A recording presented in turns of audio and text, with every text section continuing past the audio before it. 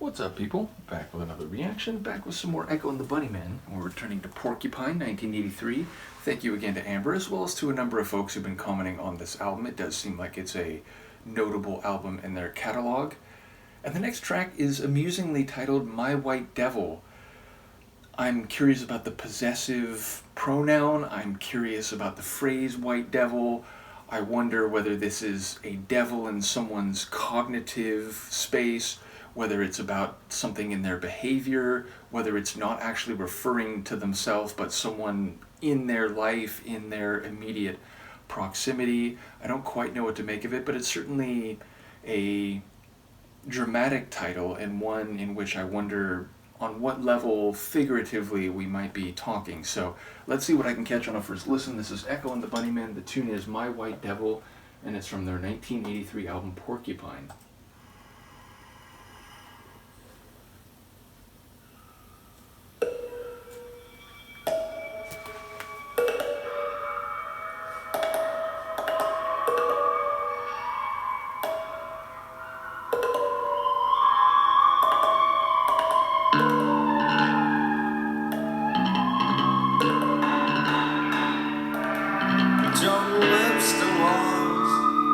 One of the best there was.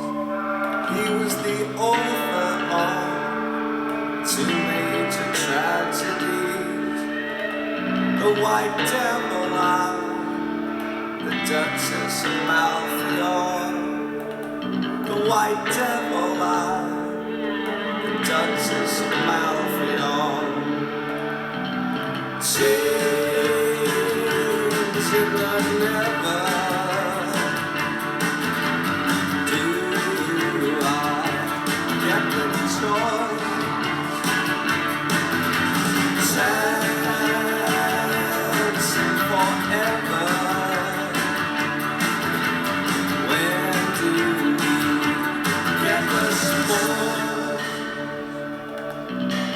Now that love is upside down, it's down to us to say that our monkey brains can tend to laugh when laughing wanes. It's time to change me.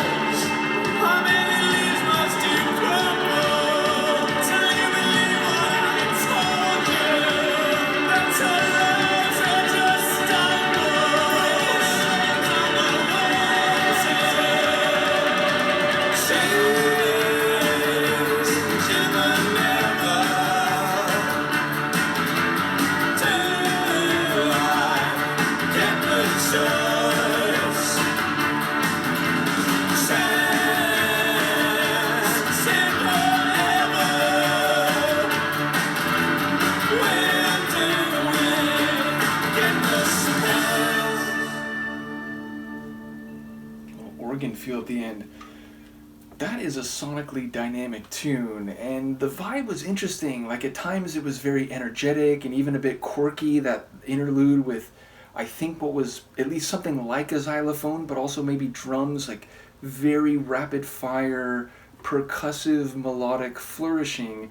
But then there were times where it would get a bit more moody and, become a bit more syncopated, so it was very dynamic. It kept shifting, and even if the main parts of the track had a energetic synth rock sound that I very much associated with them before I started this deep dive. Indeed, like, the main parts of this track are essentially what I knew about Echo and the Bunnymen by reputation and by hearing, again, maybe one or two songs, The Killing Moon being the only one that I knew on any reasonable level. But yes, again, even at the beginning of this deep dive, if you played like what I think is the chorus of this tune, I'm pretty sure I would have been able to identify it as an Echo and the Bunnymen song, which is further to say, and I mentioned this about some other groups that I've been going through that are maybe most famous for the material they made in the 80s. They may be in this synth rock, like new wave kind of sound, but they're very much in their own lane in that regard. Like, it's, they have their own style sonically and vocally. And again, I think Ian sounds great here. I do enjoy, there was like one or two moments where he almost like, he flourished in a way where he was like going outside the lines, like the emotion became too much and he kind of like boiled over, vocally speaking. So lyrically, I had difficulty here. It feels like it's directly speaking to another person, and maybe someone with whom, like, I think, what was the line about, like, don't tell me I'm a barrier or something like that? I don't think I heard it correctly, but it sounds like there's a less than ideal dynamic between them, and he's saying it's, like I already told you, and there's a bit of a back and forth and a disconnect, I think, emotionally. But yeah, it sounds like maybe there was, or maybe on some level still is, a significant connection between them, but there's a disagreement and maybe there's like emotional friction between the two. So I don't know if my white devil is actually this other person, and maybe that phrasing is like they can be something good to him, but more often, it's like a devil in disguise or something that's causing him to have emotional outburst, or again, maybe he's on the defensive and he's trying to rationalize or justify the way he's been dealing with the other person. So yeah, I look forward to any insight that may be on offer. But yeah, lyrically, I couldn't quite piece this one together, in part because I was catching like one or two words per line, and then some lines I was focused more on Ian's vocal delivery.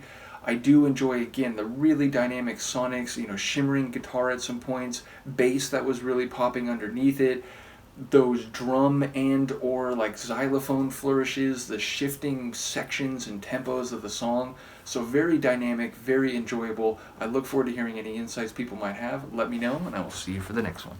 Peace.